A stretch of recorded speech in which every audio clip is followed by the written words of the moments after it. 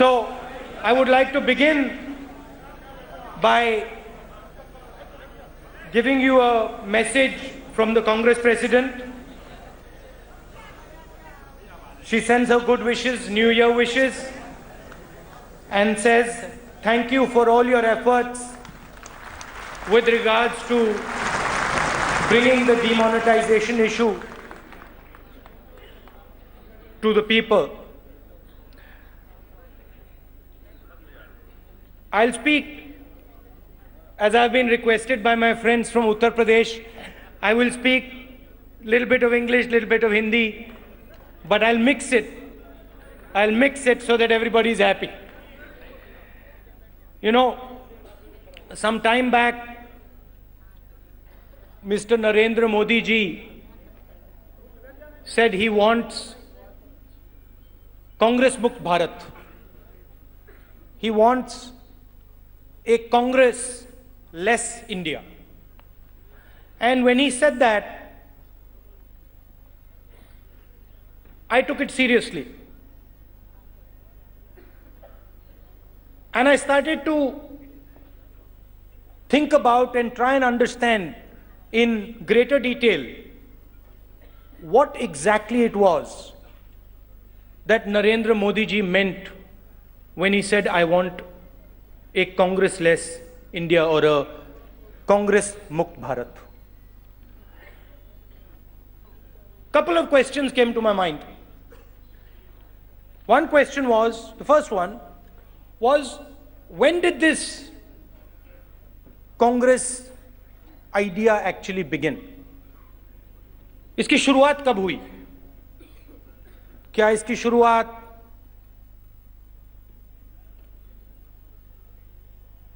जब गांधी जी आए तब हुई?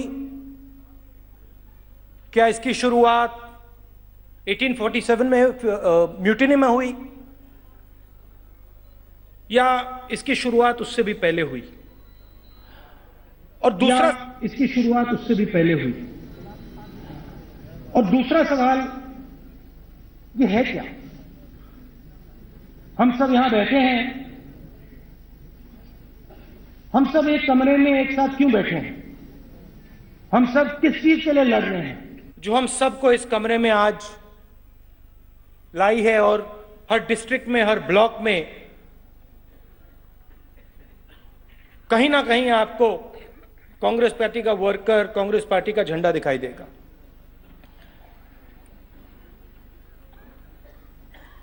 हमारा चिन्ह है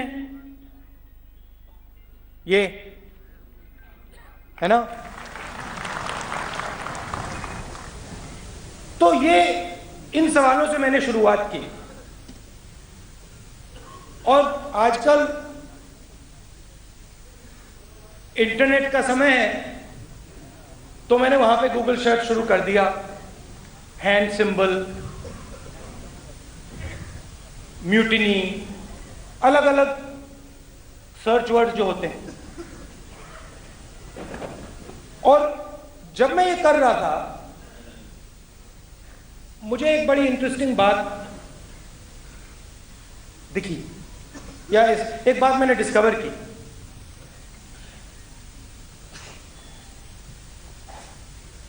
मेरी थिंकिंग थी कि कांग्रेस पार्टी, मुझे बताया गया था कि 100 साल पुरानी है, तकरीबन 100 साल पुरानी है. मगर एक दिन मैं फोटोज देख रहा था और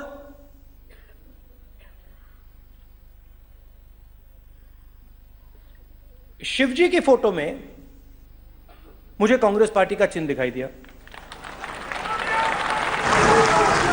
मैंने सोचा अजीब सी बात है. नहीं, सुनो, बड़ी इंटरेस्टिंग बात है. मैंने सोचा बड़ी अजीब सी बात है, शिव जी की फोटो में कांग्रेस का चिन्ह. तो फिर मैंने सोचा कि भाई दूसरी फोटोज देखता हूं. अभी आपने सत श्री अकाल कहा था, मुझे कहां गए आप? मैंने गुरु नानक जी की फोटो देखी, उसमें कांग्रेस का चिन्ह. मैंने बुद्धा की फोटो देखी, उसमें कांग्रेस का चिन्ह. महावीर जी की फोटो देखी, उसमें कांग्रेस का चिन्ह। हजरत अली जी की फोटो देखी, उसमें कांग्रेस का चिन्ह। तो मेरी बातचीत होती रहती है करण सिंह जी से, तो मैं एकदम करण सिंह जी के पास गया और मैंने कहा, करण सिंह जी आप मुझे एक बात बताइए, ये हर धर्म में, इस्लाम में, हिंदू धर्म में, सिख धर्म में, बुद्धिस्ट, महावीर, मोसेस में भी, मतलब यहूदियों के धर्म में भी ये है, तो ये हो क्या रहा है? ये सब जगह कांग्रेस पार्टी का हाथ का निशान क्यों दिखाई दे रहा है? और उन्होंने मुझे एक सेकंड में बोला, मैंने उनसे कहा इसका मतलब क्या है? उन्होंने एक सेकंड में बोला, इसका मतलब है कि डरो मत, वर्तमान परिस्थितियों से डरो मत, सच्चाई का सामना करो। अब ये अजीब सी बात है कि 3-4 हजार साल पहले से लेकर आज तक हर धर्म में आपको ये बात बताई जा रही है, वो चिन्ह भी है, और आपको बताया जा रहा है कि देखो, अपनी सच्चाई से, अपनी रियलिटी से, अपने प्रेजेंट से डरो मत।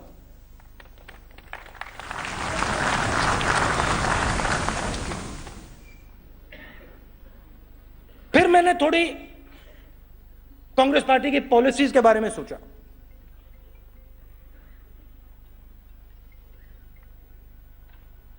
गांधी जी की और नेहरू जी की कॉरेस्पॉन्डेंस में मैंने देखा, डरो मत, अंग्रेजों के सामने डरो मत। उसके बाद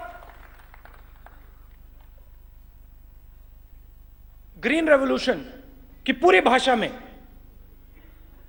हिंदुस्तान के किसान को अपने आप में भरोसा करो, डरो मत। उसके बाद बैंक नेशनलाइजेशन में हिंदुस्तान के गरीबों को, हिंदुस्तान को, किसानों को वही मैसेज, डरो मत, हम आपके साथ हैं। और यहां मनमोहन सिंह जी बैठे हैं, चिदम्बरम जी बैठे हैं, यूपीए के जो मिनिस्टर्स हैं, सीनियर लोग बैठे हैं, जूनियर मिनिस्टर्स यहां बैठे हैं।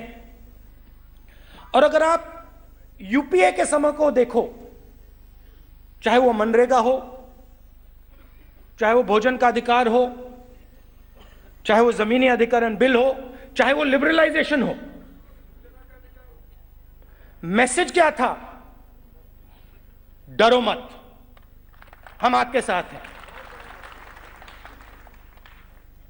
मैंने आज सुबह प्रेस वालों के साथ, मेरे मित्रों के साथ, मित्र हैं, मेरे पीछे पड़े रहते हैं मगर मित्र हैं,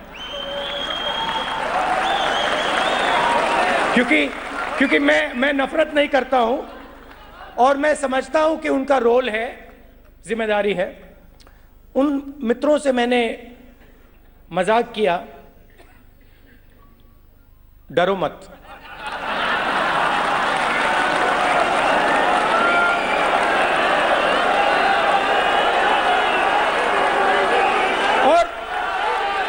और काफी अच्छा लगा मुझे कि काफी मेरे मित्रों ने, जो मुझे क्रिटिसाइज भी करते हैं, उन्होंने कहा कि आपने बहुत अच्छी बात बोली।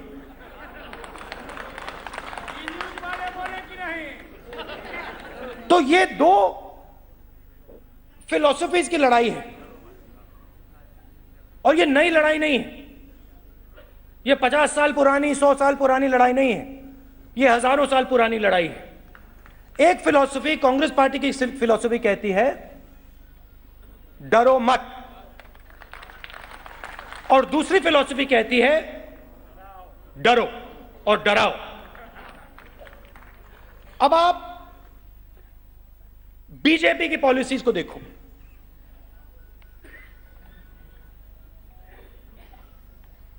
पूरा का पूरा लक्ष्य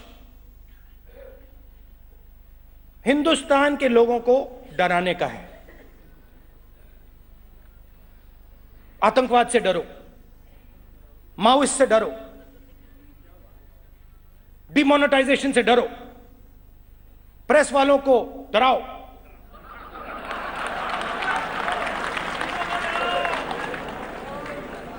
दो तीन महीनों में पूरे हिंदुस्तान में इन लोगों ने डर फैला दिया। कैसे फैलाया? मजदूरों को हमने बताया कि देखिए, आप घबराइए मत, डरो मत, चाहे कुछ भी हो जाए, 100 दिन का रोजगार हम आपको गारंटी करके देते हैं, डरो मत। मोदी जी ने उनका पैसा छीना। हमने किसानों को कहा, देखो डरो मत, तुम्हारी जो जमीन है वो तुम्हारी रहेगी, और अगर कोई भी तुमसे जमीन छीनना चाहता है, लेना चाहता है, तो उसे मार्केट रेट देना पड़ेगा, डरो मत। और मोदी जी ने क्या किया? नहीं, हिंदुस्तान के किसान डरो, मेरा नाम नरेंद्र मोदी है और मैं तुमसे तुम्हारी जमीन छीन सकता हूं।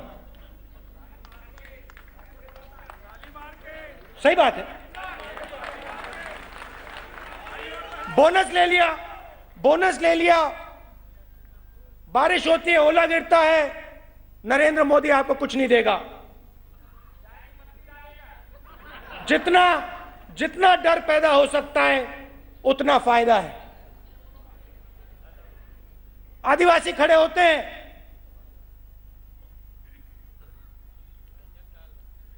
कोई भी आदिवासी युवा खड़ा होता है, कहता है ये मेरी जमीन है, मेरा जल है, मेरा जंगल है,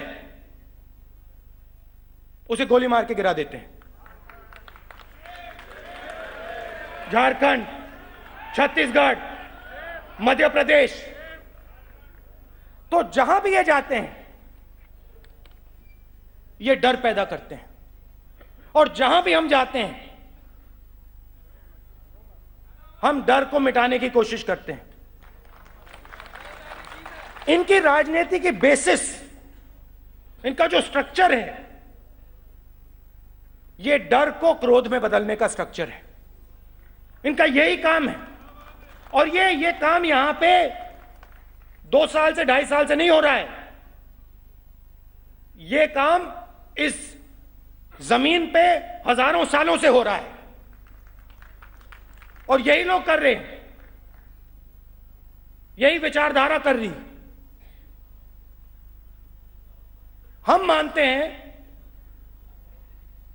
कि इस देश की जनता को किसी से, किसी चीज से डरने की जरूरत नहीं है। ये देश मजबूत है, ये कमजोर देश नहीं है। इस देश के लोग जागरूक हैं, होशियार हैं, इनको किसी चीज की कमी नहीं है, इनको किसी चीज से डरने की जरूरत नहीं। इस दुनिया में एक ऐसी चीज नहीं है जिससे हिंदुस्तान को या हिंदुस्तान के किसी भी नागरिक को डरने की जरूरत है।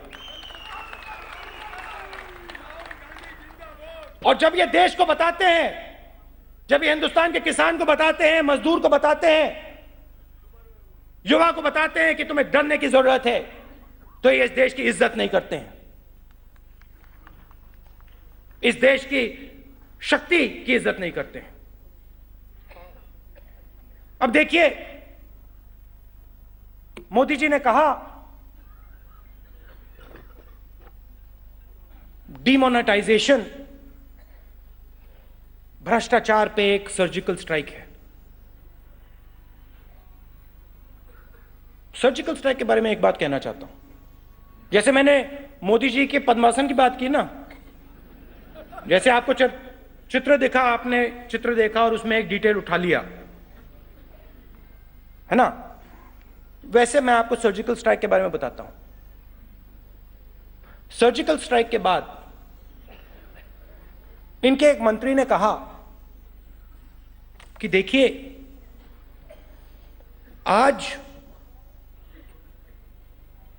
हिंदुस्तान के सिपाही, हिंदुस्तान की सेना इजराइल जैसा काम कर सकती है। अच्छा, इसका मतलब आज से पहले हिंदुस्तान की सेना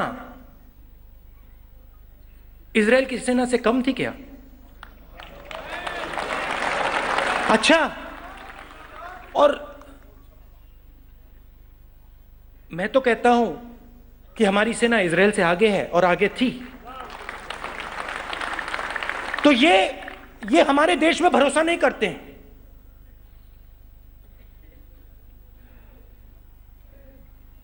इनका प्यार देश के भविष्य से है और देश की हिस्ट्री से है। जो देश की सच्चाई है